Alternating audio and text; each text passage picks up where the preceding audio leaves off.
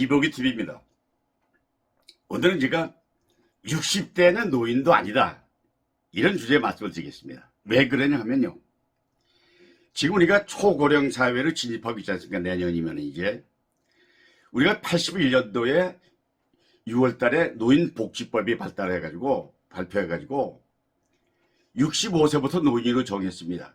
42년 전의 일입니다.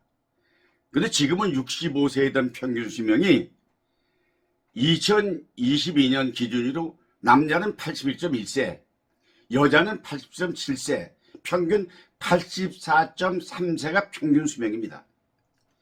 우리는 60년대는 노인정에 가면은 60대면 노인입니다.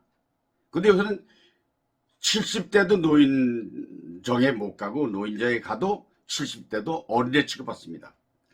제가 나가는 노인정이 있는데요. 제가 나가는 노인정에는 제가 80이 중반이잖아요.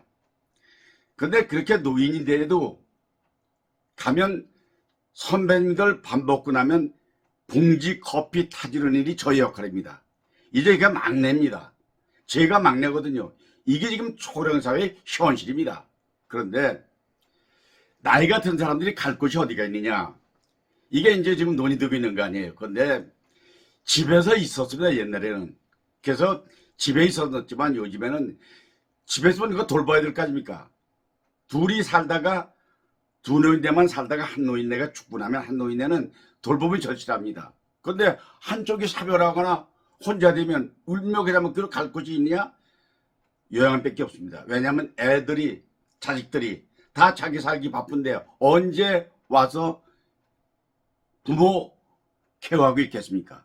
그러니까 경희대 그 뉴 에이징 연구소가 2020년도에 발표한 걸 보면은 노인들에게 현재 살고 있는 집에서 계속 살고 싶다를 조사했더니 55%, 일본은 83%가 현재 살고 있다고 그랬답니다. 그런데 더 좋은 환경으로 가고 싶다 이런 사람이 우리는 32%인데 일본은 10%에 불과합니다. 지금 만족하는 거죠. 근데 노인이 자기 뜻대로 못하고 누워있게 되면 그러면 어쩔 수 없이 갈 곳은 노인정밖에 없습니다.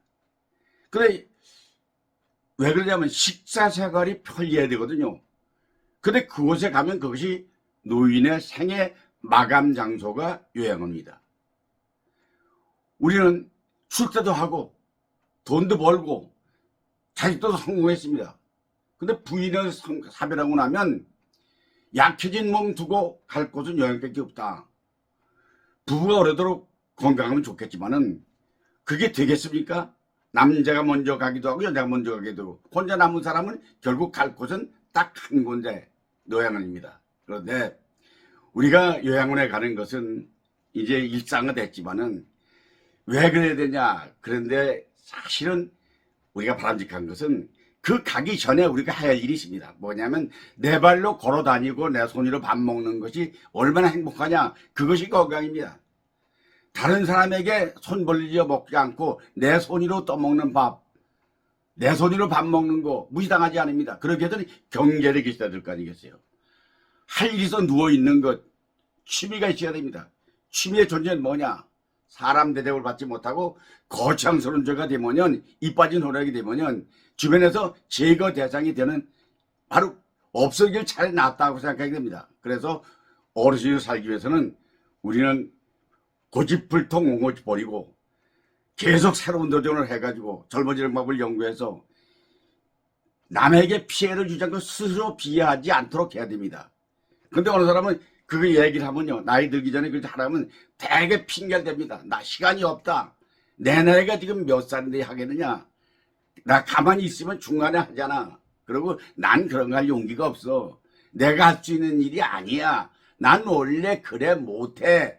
이게요, 사실 노인이 돼가지고 혼자 이렇게 마감하는 것은 아무리 일모작 이모작 젊어서 화려했다고 치더라도 마지막 죽는 순간이 그렇게 비참해지면 그 인생을 성공했다고 말하기는 어렵습니다. 우리 그 마지막을 기억하잖아요. 그래서 여러분은 거기에 대비하기 위해서 모든 일을 준비해서 알차게 노년을 행복하게 살기 바라면서 이 영상을 마치겠습니다. 여러분 함께 해주셔서 고맙습니다. 감사합니다.